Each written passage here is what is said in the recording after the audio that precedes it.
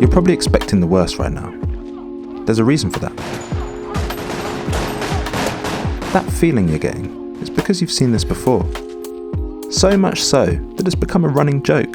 It's just the black guy always dies. Think about it, man. Unforgiven, Alien, Rocky IV, The Shining. Star Trek II, Forrest Gump. And what about that brother in Jurassic Park, man? Oh, that was cool. But this is about more than just the killing off of black characters. Even when we're just seeing normal, mundane life, the feeling that something bad's gonna happen often lingers. I was genuinely sat on my chair, kind of gripping the arms of the chair, watching it. I was thinking, Jesus, are they gonna kill Terry? In fact, Terry doesn't die. Nevertheless, the writers want us to connect with that feeling of dread.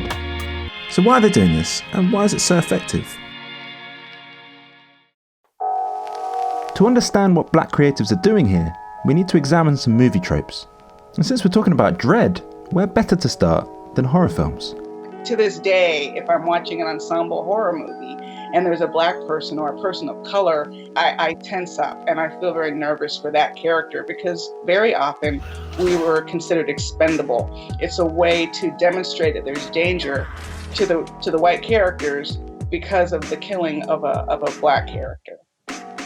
This is thought of as a horror trope, but it gets used in all sorts of genres. I still get pleasantly surprised when I'm watching some dramas that have black characters and I realize, oh wait, nobody died. You know, this didn't actually turn into a shootout. It was an argument, but no one pulled out a gun.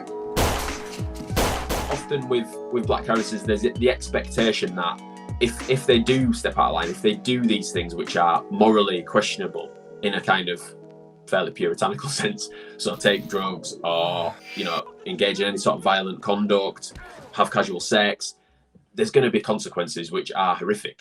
But why are these negative tropes so established? It's to do with something called white institutional gaze. Movies, TV shows and news reports that portray a one-dimensional and negative view of black people. Partly because, for decades, we have rarely been the ones responsible for our own depiction. Well, I'm here at the Academy Awards, otherwise known as the White People's Choice Awards. With many images of black people, many shows that depict them or news stories that relate to black people in various ways, when they're created by media institutions that scarcely actually include any black people, the types of depictions are very different to the types of depictions that I see some black creatives producing themselves. So when I speak about white institutional gaze, I'm talking about the different expectations that individuals and institutions have of how black people should be depicted or how they think black people are. And there's another reason for that undercurrent of dread that we feel, beyond the reductive and one-dimensional portrayals of blackness. Are you satisfied that I do not have cannabis on me? Normal, everyday life is fraught with reminders of the racism and violence that black people experience. I'm really scared. Get out of the car, we don't need to do this. And in the right hands, it can be incredibly powerful to explore that feeling. Sometimes the role of horror in black dramas can be really important, it can be really creative. What is that horrific moment intended to communicate to an audience? So when a new wave of black creators were calling the shots in the late 80s and early 90s, the horror we witnessed in black drama could take on a new meaning.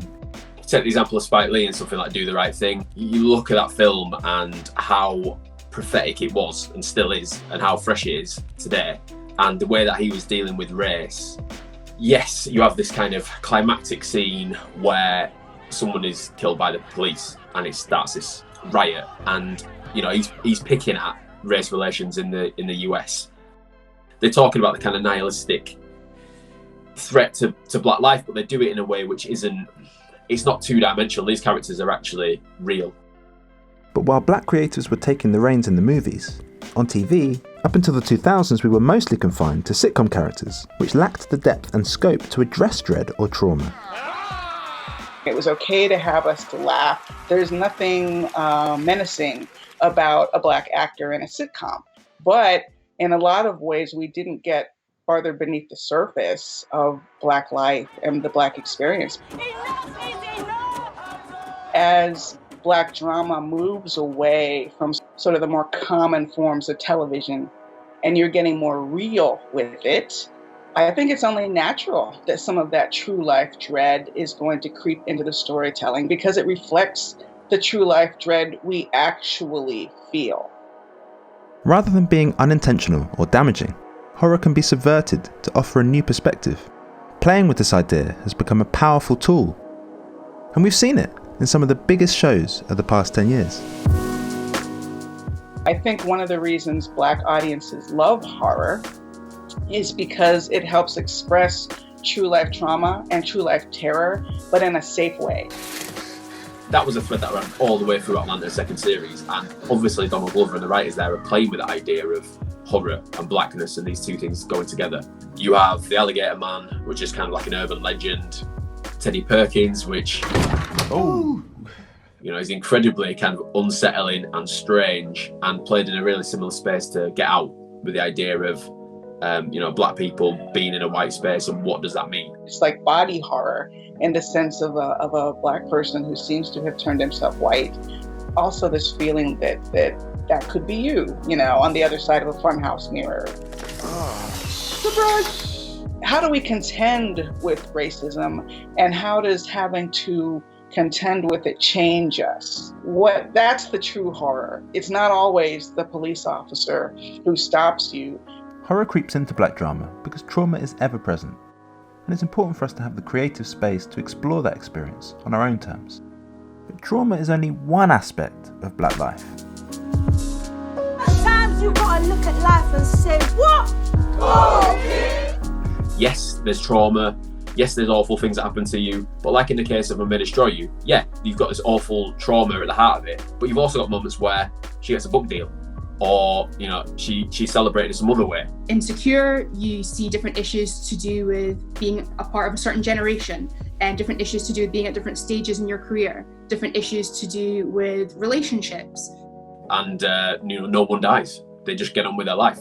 It's about having these characters which are just 3D and representative, and not these ciphers that represent like an idea of what blackness is, which it must be awful, obviously, to be Black, which isn't the truth. Like, being Black's actually amazing. There needs to be space for Black joy, and there is space for Black joy. So it's a joy for me to see creative work out there that does that and deals with that in really brilliant ways. Francesca Sabande has written some excellent articles on issues related to this topic. I'll put some links to those in the description. Tananariva has papers, articles, countless books.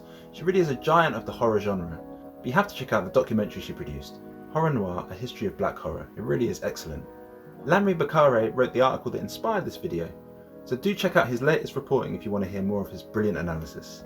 Finally, if you like this video and you want to see more, it's part of a short series of videos called Black Enough. You can find more episodes of The Guardian's YouTube channel, and subscribe if you want to see new episodes as they're released.